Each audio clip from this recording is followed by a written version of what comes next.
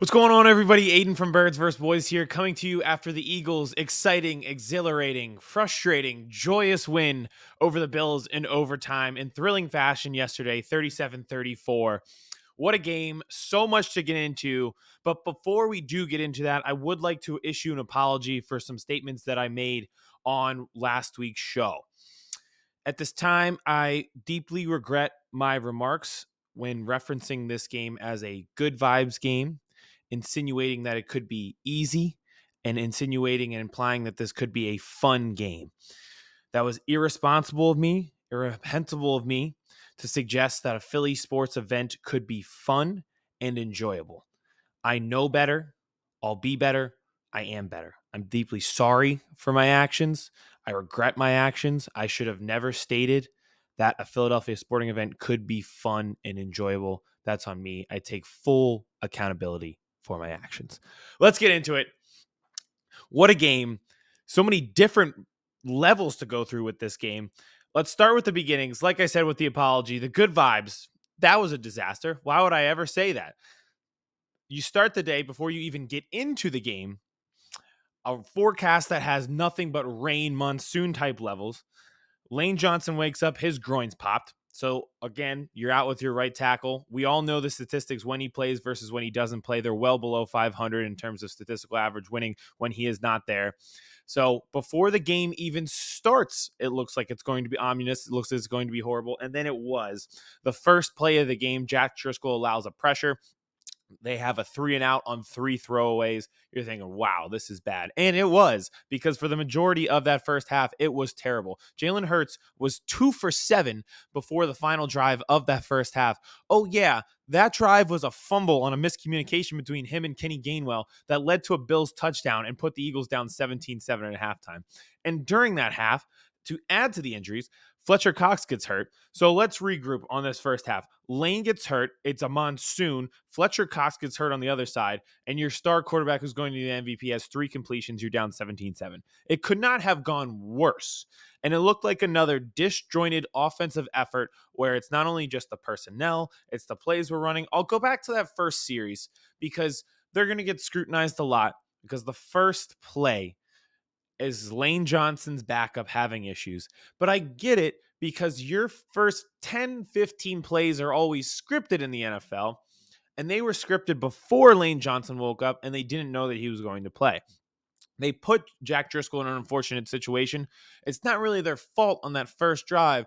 They're kind of, playing catch up without Lane in there, thinking that he would be. I'm sure the plays would have been different if Lane weren't there, or if he was there.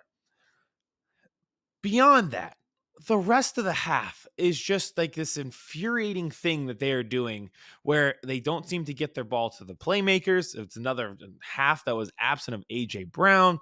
We're talking DeAndre Swift versus Kenny Gainwell again. Perfect example. On that fumble, you have Gainwell in there, and I've made my case for him many times. He's not a bum. Gainwell has purpose. He is a good pass catching back. He's a good change of pace back. But why do you need that in a half where you possess the ball for 8 minutes and DeAndre Swift spent all offseason running routes as a receiver for you? What are you saving him for in that moment where that fumble occurred? Put your best players on the field. You're already down Dallas Goedert and another backup tight end. You're down to Jack Stoll at tight end. Well, get something going with your best players in a moment like that. You have all the momentum, and they just seem to not be able to feel themselves out early in terms of protection, in terms of game flow, in terms of personnel. It's not just the play calling to me. It's the situational awareness of like, yeah, no Goddard. Let's try to force feed our guys. Let's try to get it to A.J. Brown. How many targets did he even have in the first half? It's like they couldn't feel out. The Bills, as Tony Romo pointed out, they ran zone every play, and it feels like the Eagles just didn't adjust all half. And I know you're saying to yourself, Aidan, they just won. They're 10-1. It was exhilarating. Jalen Hurts after this game is probably going to be the odds-on favorite for MVP. Why are we talking about all the bad that happened? Okay, I've done a show after every single game, and every game, no matter how they pull a win out of their ass, I am talking about all the good things that they have done. I need to point out at some point that they put themselves in less than ideal situations quite often They have been down 17-7 at half twice this week. So at some point, I feel like I need to acknowledge that they probably should just play a solid 4 quarters instead of a solid 2.5 in order to win these games. And they might need to do that in the upcoming weeks against the 49ers and the Cowboys. But I promise that is it in terms of the ugly stuff. I want to get into the second half where they really took over. It is the second half again where I was super proud of their adjustments and really liked what they did. Tony Romo kind of pointed this out. It's tough to run on the interior of that Bills defense, try to get to the outside. Well, they did such a great job of getting the ball to DeAndre Swift on these outside zones, getting him into space. And you saw that on the first touchdown drive of the second half. I thought that really changed the game. I thought it woke up the offense, and I thought it really got flow going for them. On that drive, it wasn't just the outside zone runs. Those were effective. But once you went to it a few times, then they did a play action, brought the tight end across the formation, hit him in space. Jack Stoll runs a guy over. That was fun to see. You're down in the red zone. All right. You go back to that play. Outside zone run, play action. Tight end comes across the formation. You don't throw it to him because A.J. Brown slips out behind him. He scores a touchdown. It was phenomenal play design. It was good flow. It had a good feel of the game, and it was great execution by all of those guys. That seems to be adjustments at halftime, things that they could see that they could do. They went back to that outside zone run quite often in the second half, and it was super effective. I was really, really happy with everything that they did there. And then capitalizing in the red zone. They were 4 for 4 yesterday on touchdowns in the red zone. They were 3 for 3 last week, 7 for 7 over the past 2 weeks. That's how you win football games. I touched on it in the show against the Chiefs. They seem to be doing the little things a lot better. We'll get into special teams. That was one of the things I brought up last week. Hint, hint. Special teams might come up again today after what happened. But red zone efficiency, stuff like that, they were less penalized. I know the turnovers were there, but it just seems like they're doing a lot of little things well. That play design really changed things in my mind, at least, that, all right, this team is starting to figure it out. They made adjustments that they're ready and they can compete with this Bills team, and it's not going to be as sloppy as what we saw in the first half, and it was. Now, we talked about it on our show this week. We said, Josh Allen has the propensity to make bonehead mistakes. I will say he played phenomenal. That was the best Josh Allen game of the year. The Bills had over 500 yards of offense. He made one bad throw the entire day, and it was the James Bradbury interception. That was just an awesome moment where you felt like this team was dead. You're down 17-7 at half. People are just sitting in their seats in a driving rainstorm, watching an anemic offense. They come out, they score again, they get an interception, and they get the Hurts play, which will probably be his Heisman moment, which is a throw similar to the 49ers NFC Championship fourth down to Devontae Smith. He's rolling to his opposite side, throws across his body, third down, hits Olamide Zaccheaus in the back of the end zone for a touchdown to go up 28-24. The momentum of that moment from the Bradbury interception to the Zaccheaus touchdown was awesome as a fan. It's what you live for because it was so exciting. That momentum shift when you are a home team, there is no better feeling in a world. Congrats to Jalen Hurts for just being like, yeah, let me just see if my guy can make a play. Let me put it up there. Let me see if I can get behind the defense. What an awesome moment. Because it was so quick. It goes touchdown, turnover, touchdown. They're sitting at 28-24, and you're like, all right, let's go. And the following drive after that, for the cherry on top, Brandon Graham, awesome, playing in the record-setting game for the Eagles, gets the sack. You're up 28-24 with 7 minutes left and getting the ball back. The momentum had totally shifted. It wasn't that just it shifted. The levees had broke. The dams were coming through. The water is coming through. And the Eagles had everything in their power. Here's where they could have lost the game after that. They get the ball back with 7 minutes. They go run for 1 yard. Hurts run on a broken passing play for 2 yards. It's 3rd and 7. They go deep to Devontae Smith. It probably should have been intercepted. They took a minute off the clock and gave the Bills the ball back with the opportunity to score. They would do that. It was surprising in the way that they did do that. I'm not used to seeing this with the Eagles. The Bills brought in an extra lineman, used him as a tight end, really got after it and just ran the ball down there that entire drive. It took almost 5 minutes off the clock for them to score on that Gabe Davis touchdown. But that Gabe Davis touchdown was set up by the fact that the Eagles just like couldn't stop the run, multiple runs over 10 yards. It was pretty remarkable to see the Eagles get run on like that, especially in a fourth quarter. We're used to being the team. I deemed it the fuck you drive where we usually hold the ball for 5 minutes, score. Team never sees the ball again. You win the game. And the Bills did that to us. But they gave us the ball back with 1:50 and 2 timeouts. It's pretty much the only thing that I've ever asked for with the Eagles is that they could have had that moment in the Super Bowl, 1:52 timeouts to give the ball back to Jalen Hurts and see what happens. That's all I wanted. That's really all I wanted from the Super Bowl. That's like my only request as an Eagles fan over the past like decade, probably, is to just like have Jalen Hurts get the ball back in that Super Bowl and see what happens. He was 4 for 4 for 30 yards. He did have an incompletion right there at the end on that 3rd and 17. They had two Jason Elliott, or Jason Kelsey false starts where you barely ever see that from him. You get 2 in a row to put yourself back at like the 42-yard line. They went to the QB draw, probably a play too early. It was a good job of getting themselves down there. They hit Devontae Smith for a big play. Kenny Gainwell, another one. And they hit A.J. Brown. He had a big catch to start that drive. Strong hands, getting you 9 yards on first down to get you to the 34 and get out of bounds. And Gainwell gets out of bounds on the next play. It was great execution right there until the end. Then it got a little iffy, got a little dicey. 2 false starts. You're putting yourself back, an incompletion. And then Jake Elliott steps on the field. Is there a more clutch player in Eagles history than Jake Elliott? This is not being facetious. This is not a joke because he's a kicker. I genuinely don't know if there is a more clutch person in Eagles history than Jake Elliott. You think about the games that he's won for them with his leg. 59-yard field goal in a driving rainstorm yesterday with wind. You can barely see the ball for some of the camera angles because it's covered in rain. He nails it. He could have had that from 64. It was unreal. He won the game in overtime for them against the Commanders earlier this year. He had a 61-yarder against the Vikings earlier this year to end the half. He goes from 59 to tie the game and send it into overtime last night. He has the 61-yarder in his first season as an Eagle against the Giants. That same year, the clutch 48-yard field goal to make it 41-33 in the Super Bowl. From beginning to now in his career, he has had nothing but clutch kicks.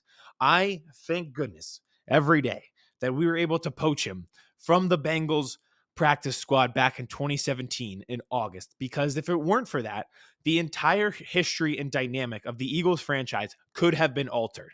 This was a monumental kick for Jake Elliott to supplant everyone in terms of the Eagles and the most clutch player in Eagles history. He is phenomenal. I hope he gets enough credit. I think we all recognize he'll go down as the best Eagles kicker in history. But again, it can't be said enough. Clutch, clutch, clutch. He is so clutch. Getting into overtime. This was interesting. They kept talking about this, and I'll get into that in a second, about the Eagles playing on offense, because I really want to touch on this. They finally got off the field on defense because the Bills got the ball first. It didn't matter to Brandon Graham. He felt good no matter what. They got heads. He said, don't matter. Don't matter. And it happened. They won the game after that. But they had multiple 3rd and longs in that overtime period where they could not get off the field. They had Josh Allen dead to rights on a 3rd and 9. He gets by Hassan Reddick, converts for about 15 yards. It was multiple 3rd down conversions for the Bills that set them up to make that field goal. But they finally got off the field on 3rd down. Now, they got off the field kind of because Gabe Davis and Josh Allen weren't on the same page, and the ball just, went over Gabe Davis's head because he turned one way. Josh Allen threw it the other. But I digress. I'll take the stop no matter how I can get it. And they were able to get good pressure on him, especially down a guy in Fletcher Cox. That was big because I did not realize how bad the Eagles have been on this 3rd and 7+. They give up the most touchdowns in the league on 3rd and 7+. That's a little misleading because of the amount that people have been throwing on them because they were behind in games and the Eagles were leading. So there's a lot of just like chucking it up on 3rd and 7, but it is still very concerning and they should be better in that area. And it was trending towards that being a problem again, but they get off the field in that 3rd down and give Jalen Hurts again a chance. That's all I'm asking for. Just give Jalen Hurts in the offense a chance and see what happens. And what happens? Walk-off win. I loved some of the plays on this series again. DeAndre Swift, that run, just to be able to like bounce, cut that back, bounce it the other way, it was like gets you down inside the 20. What a huge play.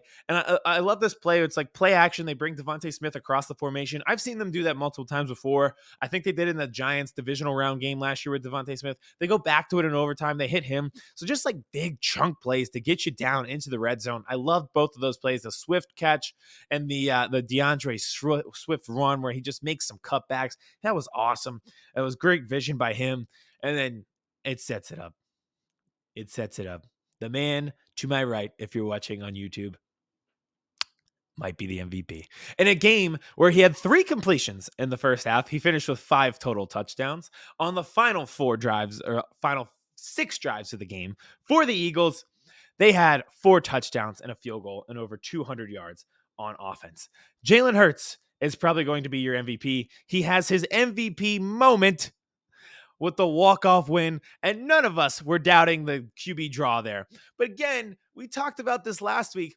When you utilize the running game to set up the QB draw, it makes a lot more sense. That play came after the DeAndre Swift run that puts you inside the 15-yard line. Then you go back to the Jalen Hurts run because you're worried about other aspects of the offense, and you're not just worried that he's going to take off with his legs. Jordan Mailata said it. They were surprised they got the look that they did from the Bills, and they knew Jalen Hurts was going to score there. He did. Walk it off. Game blouses. They win. What an exhilarating win to get to 10-1. And what a just mentally tough win. And I want to touch on this before we get out of here because I've brought this up multiple times before, and it's never been more true than after a game like that.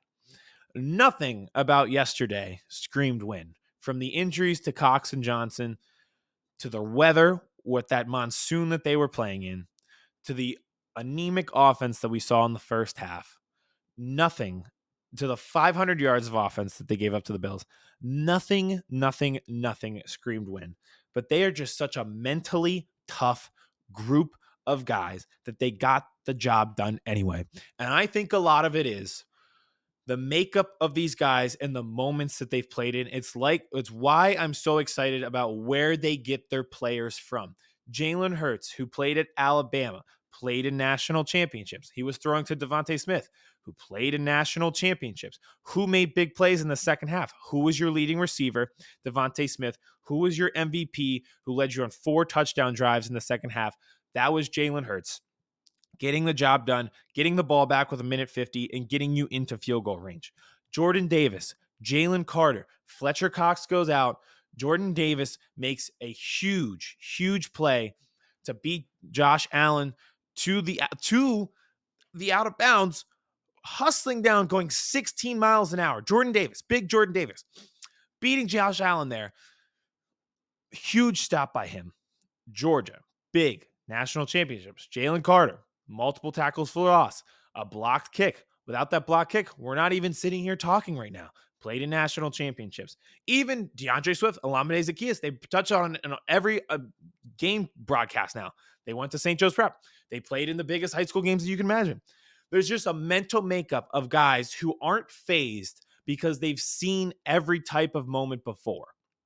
They're not phased by rain. They're not phased by injuries. They're not phased by big moments because they've seen all of this before. They've seen the questions on the test. And because of that, they're able to put themselves into fortunate positions on the football field and make big plays because they've made big plays before. It's why they're 10-1.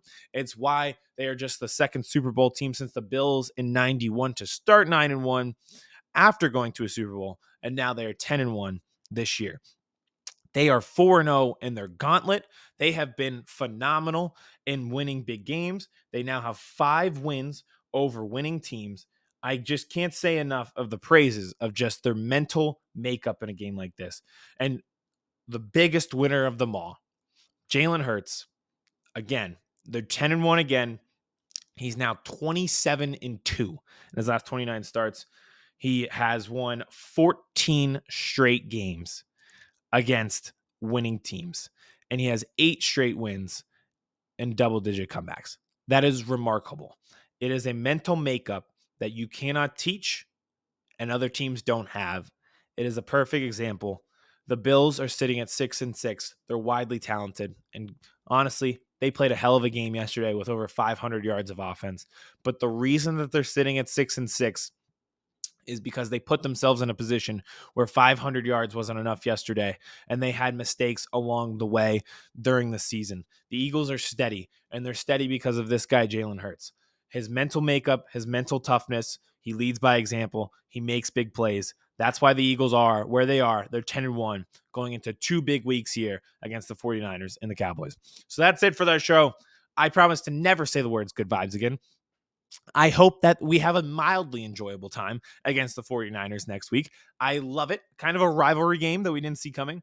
We'll wait for news on Fletcher Cox, how injured he is, if Lane Johnson can play. From the sounds of it, it sounds like he will be able to play next week, but we will see. It's hard to even focus on that right now because in your brain, you're just doing flashbacks saying, oh, and another play about that Bills game, another play about that Bills game, another play that I remembered about that Bills game.